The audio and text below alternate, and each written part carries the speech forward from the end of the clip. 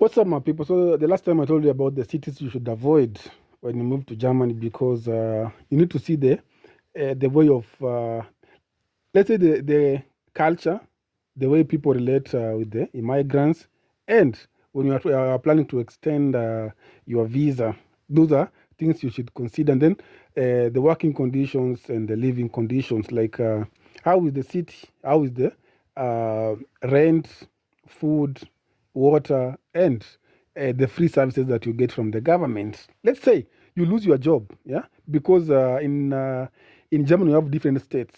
Yeah, imagine 85 million Germans. Yeah, if they had like one state, it's gonna be hard because they have those states where every state has their own rules and regulations. So there are some cities in Germany you should avoid. Yeah, and there are some cities in Germany that you should live in. So let me give you like four cities where you are supposed to come and enjoy life. Number one is Stuttgart, because I've lived in Stuttgart. Yeah, it's a nice place. We have like job opportunities, but most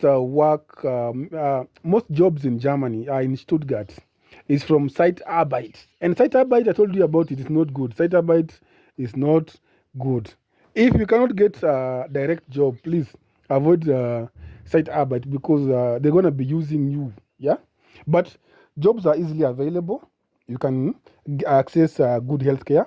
You can access the best companies in Germany. They are located in Stuttgart. Like if you find that most people they work in Stuttgart from Monday to Friday, and then Friday afternoon they go back to their cities. Like someone from Berlin will come to work in Stuttgart during Monday to Friday, and then on Friday they go back to Berlin to their family, and they can stay there with the family. And you find that in Stuttgart, they have like a studio apartment where they pay like, let's say 800 euro or 600 euro or 400 euro. So from Monday to Friday, they are in their studio apartment. And then from Friday, Saturday, Sunday, they are with their families in maybe München or Munich, Berlin, and whatever. So in Stuttgart, there are jobs. If you are like into tech, Stuttgart is very good. You can work at the Mercedes Benz, you can work at the Porsche, you can work at Samsung, whatever. So there are a lot of companies in Stuttgart. If you are into IT, yeah, computer science, and a lot of tech, yeah, you can work very well in Stuttgart. And then number two, you have Dortmund. Yeah, it's the best city that like you can move in because the house rent is very cheap compared to Stuttgart. Stuttgart are getting like a one or two bedroom house. It's almost 1,200 euro, 1,300 euro, 1,400 euro. Yeah, for a two bedroom house. But in Dortmund, you can get a nice house with like 1,000 euros, 800 euros, 900 euros, and they are very nice. But the problem with Dortmund, getting jobs if you're not like profession, getting jobs is a little bit harder.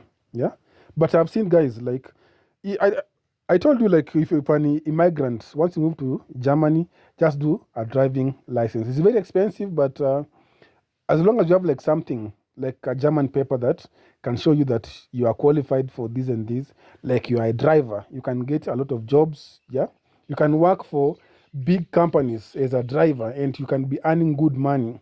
But if you don't get a driving license in Germany, sometimes it's always hard. Like you can be applying jobs, yeah, very good jobs, but sometimes you are living maybe in the countryside, and then you are supposed to be at work at maybe 6, and the first bus comes at 5:37 or 5:20, and you have to connect to through the Bahnhof is the train station, and then from train station you find that if they have like Verspätung, like the train comes late, you will not be making to work earlier or on time. You find that you're gonna be late. Like my first job in Germany, I used to get late like because of the connection. Like you wake up very early in the morning. By 4 a.m. you are up.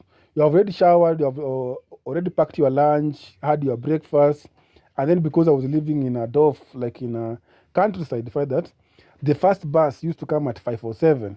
Once you take the 5:07 bus, you'll be at the Bahnhof maybe by 5:30.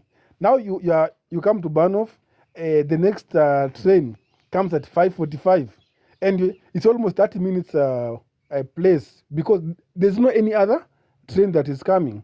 The one that is coming, maybe it's an ICE that doesn't stop where I'm supposed to stop. So you find that the ICE train will come, and then from my stop to the place I'm supposed to go is gonna go like 3 more stops. Like from my place, another place, and then it stops in Stuttgart main center. So you find that it's gonna be hard connecting. So if you have like a car, it's so easy. Instead of waking up at 4 a.m., you're gonna be waking up at 5, and then by 5:30 you are from your house, and then you drive, because if you drive, you're gonna use shortcuts. If you're using train, you're gonna be using the longer routes. Yeah, so that's the funny thing about Germany. If you're using train, you're gonna be using the longer routes to arrive at your workplace. If you are driving, it's only like 3 minutes, 5 minutes. A place like for 20 minutes drive with a car, you're gonna take like 45 minutes with a train. So that's the difference. But the train system in Germany is very good. Yeah, it's very reliable, but sometimes it's very, very, very, very difficult to handle the Verspätungs. Yeah. Another city is the Düsseldorf. Düsseldorf is good. Yeah. If you get a chance to move there, you find that those guys like they feel good when you are trying to apply for those how do you call it, extending your visas, applying for permanent residence, applying for German passport. It's so easy. I have friends there. They say that they don't get those many questions like submit this. But in Germany, you have bureaucracy. Like you have to use a lot of papers.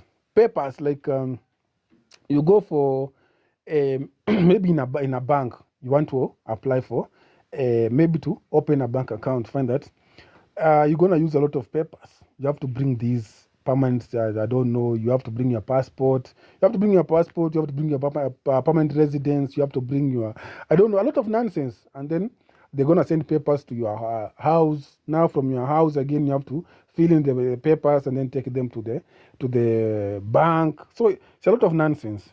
Then the PIN also is gonna come to your house through the post office again. So you find that papers in Germany. And then I've told you, like, if you move to Germany, please keep your any letter you get from a German Rathaus, any your workplace, please have like a file where you put all your letters, because you don't know when you need it. Yeah, they'll just tell you like, can you please send us the paper that we send you in 2087? Yeah, and then you are like, I got it, but I don't know where I put it. So you'll need it. So have like a space where you put your letters. Be very careful with the letters, because if you lose one, in future, it's going to be difficult. It doesn't matter. 2 years, 3 years to come, 4 years to come, 5 years to come, even 10 years to come, they're going to request that letter, that PIN, that's whatever. So be very careful with letters in Germany. Another city that you should move in is Munich. Munich is good because of their culture and everything. And then we have Berlin.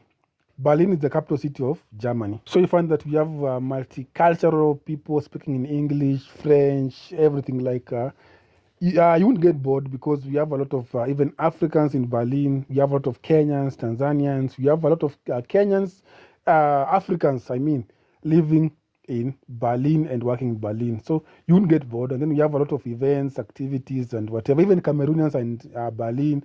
We have those guys from Nigeria. So Berlin is good. If you get a chance to move to Berlin, it's good. And then the houses nowadays, before it was a little bit cheaper, but nowadays, because it's the capital city and people are trying to move there, you find that even a shared accommodation is very expensive.